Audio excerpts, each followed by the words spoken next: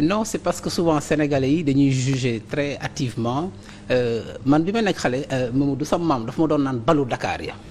Et donc ça c'était dans la psychologie sénégalaise balu Dakar et moi je peux aisément dire discours au grand théâtre bi parce que le président de la République a fait un grand discours et il a enseigné le théâtre de la vie parce que ñun ci suñu diine ci boppam yàlla daf ciy wax fasbir xaq sabaran jamilan mooy sooy muñ da ngay muñ bu taaru faut endurer d'une belle patience en attendant la victoire éclatante loolu la fàttali dafa fàttali que ne le président Wade a démontré qu'en Afrique on peut arriver au pouvoir non pas par la voie des armes mais par la voie des urnes après 26 ans mais loolu résilience la loolu wóolu yàlla la et quand il dit ça il rappelle que affaire bi jarul parax jarul profito parce que nguur aussi yàlla moo koy joxe bu ko yàlla tuddee rek tudd na ko et ça je pense que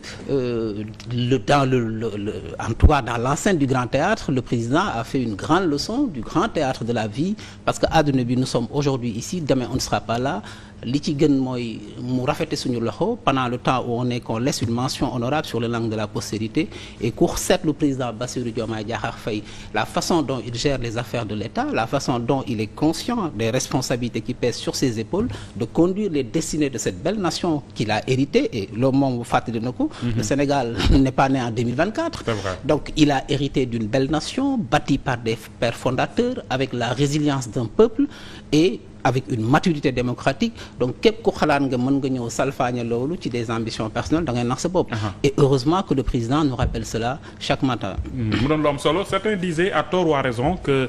le PM faisait de l'ombre au président de la République il n'est plus Premier ministre depuis maintenant 15 jours dindi nañ ko remplacé ko ban sentiment moo la animé bi loolu amee non c'est d'abord la réaction d'un républicain Mamadou qui comprend que dans une république le président nomme et met fin aux fonctions du Premier ministre lorsque l'intérêt supérieur de la nation l'exige. Et donc, il faut voir ce changement de Premier ministre, il faut le lire non pas dans l'émotion, mais simplement dans cette responsabilité institutionnelle. À un moment donné, il est normal dans une république qu'un président veuille insuffler une nouvelle dynamique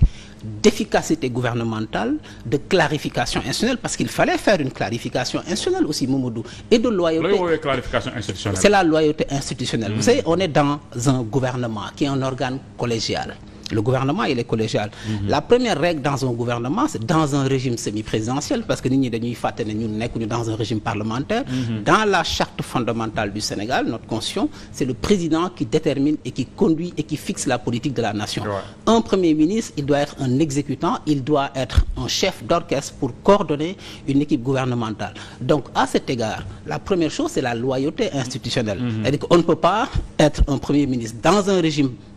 politique tel et se dire que man saa yu ma xëyee lu ma neex laay def amul voilà donc je pense qu'à un moment donné il fallait insuffler une cohérence dans l'action publique dans la conduite de l'action publique la clarification institutionnelle parce qu'on a vu des empiètements fonctionnels sur la diplomatie qui est un domaine réservé du chef de l'État on a vu des empiètements fonctionnels sur beaucoup de sujets et à un moment donné et nous sommes dans un contexte Mamadou extrêmement exigeant tant au plan national nous avons aujourd'hui la question de la dette que nous devons régler avec les bailleurs le dialogue avec les bailleurs internationaux les questions sociales qui sont là puisque les populations sont confrontées à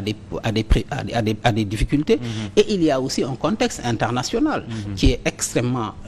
exigeant avec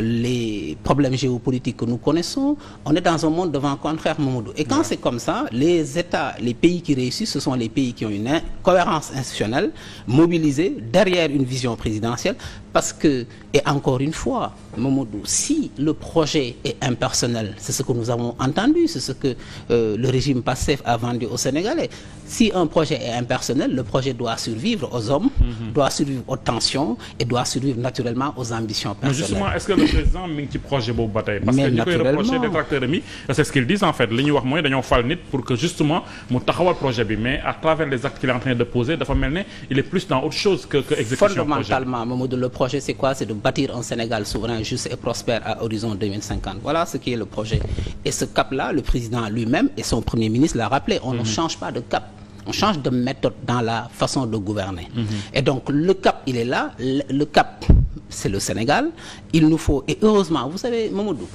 quand un régime arrive au pouvoir avec beaucoup de promesses et qu'à l'épreuve du pouvoir, on se rend compte qu'il y a beaucoup de choses qui ne sont pas réalistes. Et heureusement que nous avons un président responsable qui a tenu à l'épreuve du pouvoir de devoir apporter des correction, parce que sur la question de la gestion de la dette, moi je suis de ceux qui pensent, je l'ai théorisé, je l'ai écrit, qu'il nous faut aller vers un reprofilage pour éviter le défaut de paiement. Et donc on ne peut pas être dans des idéologies souverainistes pour plonger notre pays dans un chaos exceptionnel. Et donc ce qui fait que moi je salue la responsabilité du président qui à un moment donné a voulu restaurer la cohérence institutionnelle, qui à un moment donné a voulu impulser un nouveau souffle, mais comme je dis, il ne faut pas le lire dans l'émotion, il faut le lire comme une responsabilité institutionnelle, parce que c'est lui que les Sénégalais ont élu et naturellement lui, il est très conscient. Moi je dis, le président depuis très longtemps je l'observe, c'est quelqu'un qui est très conscient des responsabilités et qui rappelle à chaque fois que sa préoccupation, ce n'est pas les prochaines élections, mais c'est de répondre efficacement aux préoccupations des populations sénégalaises. Dinañ ñëw ci loolu après parce que si boo nee c'est pas sa préoccupation, il est en train de